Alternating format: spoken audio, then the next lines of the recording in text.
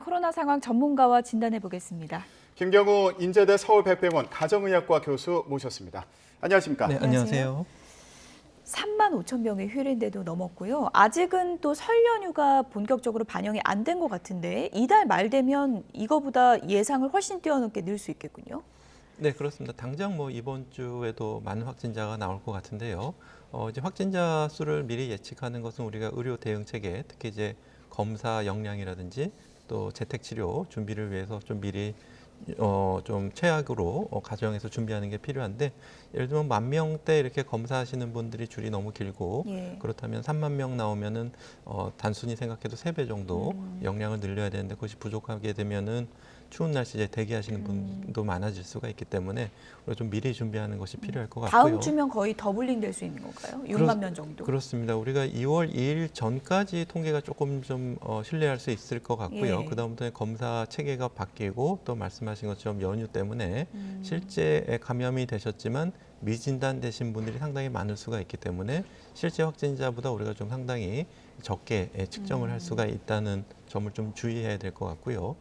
그렇기 때문에 우리가 특히 병상 같은 경우에도 확진자가 많이 늘어나게 되면은 병상을 유하는 산모라든지 투속 환자분이라든지 이런 분들에 대한 병상을 조금 더 많이 준비를 해야 되고, 그것이 부족하면은 일반 산부인과나 투석실에서도 오미크론 감염자분들을 진료할 수 있는 그런 체계를 예. 미리 지금 빨리 준비하는 것이 매우 중요할 수 있겠습니다. 네. 확진자가 이렇게 급증하다 보니까 이제 방역 체계도 변화가 생기는데 학원이나 독서실 같은 경우는 이제 뛰어앉기 해야 된다고 합니다. 그런데 또 의문이 드는 게요. 공연장 같은 경우에는 이게 의무가 아니라고 해요. 자율적으로 이제 뛰어앉기를 하라는 건데 이거 괜찮은 겁니까?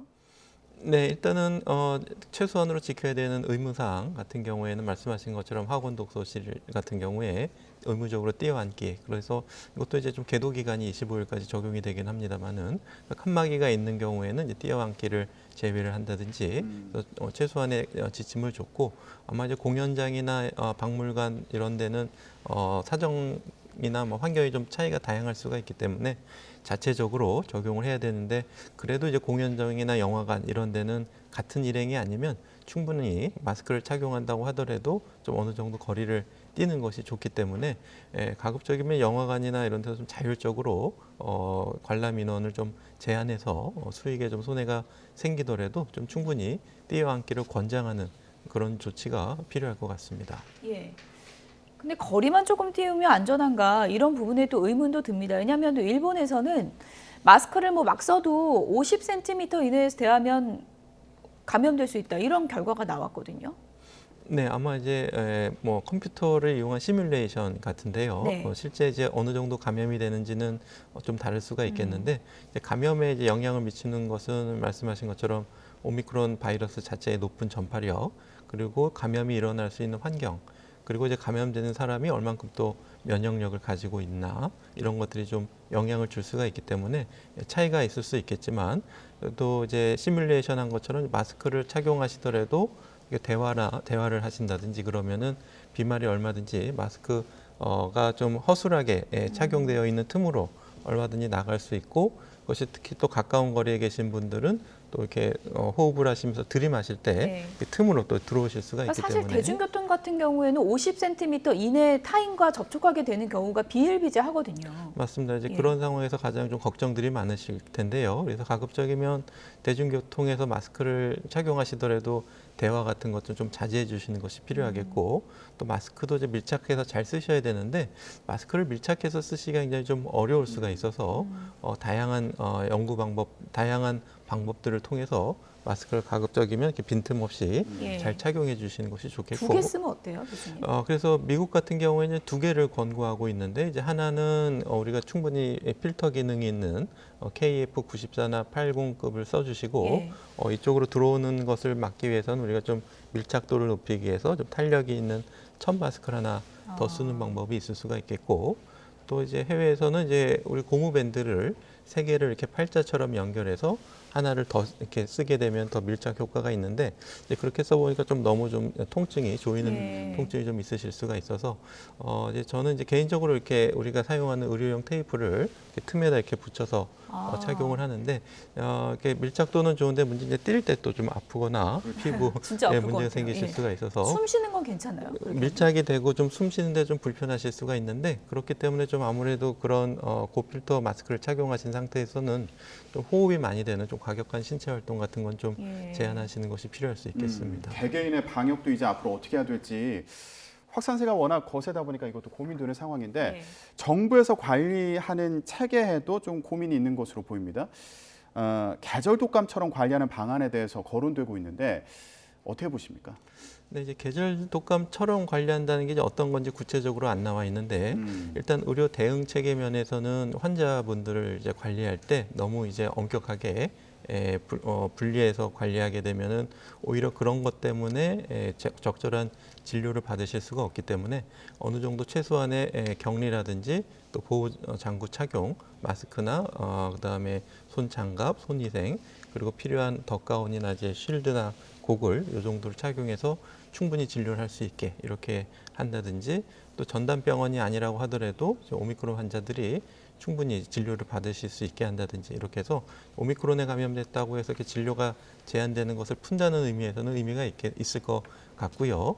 그리고 지금 독감 같은 경우에 굉장히 전파력이 높기 때문에 우리가 그동안 안 해왔지만 충분히 환기라든지 마스크 착용이나 또 우리 공간 분리 이런 것들을 추후에 또 해야 될 것이 필요할 것 같고요. 가장 큰 문제는 이제 격리를 어떻게 할 것인가가 예. 가장 큰 문제가 될 텐데 확진자분들 특히 이제 경증인 경우에 좀 어느 정도 외출을 좀 허용해도 되지 않을까 싶을 수가 있는데 일단 확산세가 너무 많고 우리가 의료 대응 체계가 좀 여유가 없는 상황에서는 확진자를 격리해서 추가적인 전파를 최대한 좀 막는 것이 필요하겠고요. 물론 우리가 확진되지 않은 무증상이나 경증 확진자가 감염자가 또 이제 돌아다니실 수가 있는 부분이 예. 있지만 일단 확진되신 분이라도 좀 어느 정도 격리를 할 수가 있는데 지금처럼 7일, 10일로 하는 것보다 조금 기간을 단축하는 것들이 예. 도움이 될 수가 있겠고 또 이제 한 단축하는 며칠 정도까지 단축할 수 있어요? 지금 뭐 미국 요즘에? 같은 경우에는 5일 정도로 하고 있는데 네. 예를 들면은 이제 5일 정도로 했을 때 나머지 이틀 동안 또 바이러스가 전파될 가능성이 있기 때문에 다만 뭐 이제 방역 패스를 이용해서 5일 이후에 해제를 하시더라도 다중이용 시설 방문을 하지 않도록 이틀 동안 추가적인 조치를 한다든지 아니면 5일째에서 자가 항원 검사에서 이제 양성이 나오시면 아직 바이러스가 좀 많이 있다는 뜻이니까 그런 분들은 좀 격리 기간을 연장한다든지 해서 전파 가능성이 없는 분들은 좀 우리가 격리를 좀 푼다든지 이렇게 차츰차츰 네.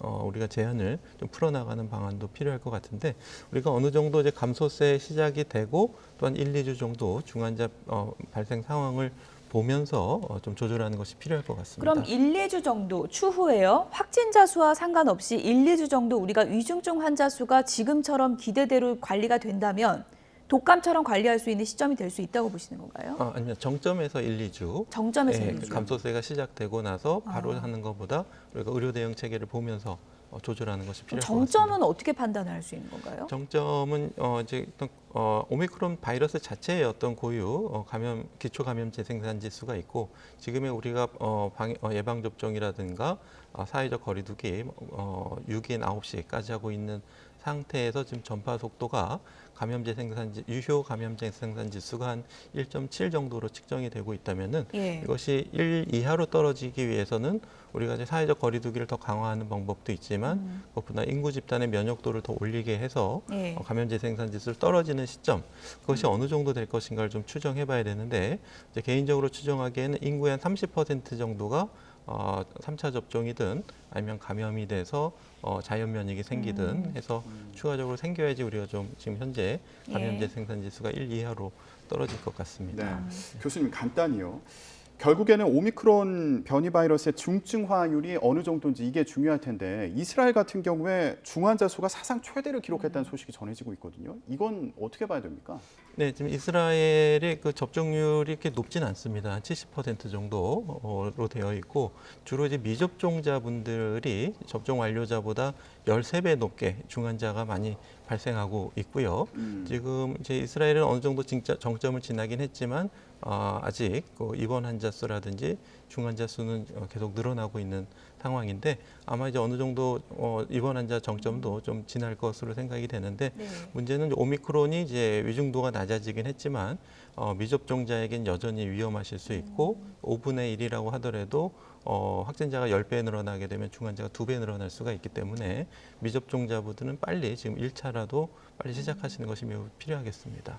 얼마 전처럼 병실 부족 사태로 가는 게 이제 최악의 시나리오이기 때문에 그런 걸 피하기 위한 최선의 방법을 좀 찾아봐야 될 것 같습니다. 여기까지 정리하겠습니다. 김경우 인제대 서울백병원 가정의학과 교수였습니다. 고맙습니다. 네, 감사합니다.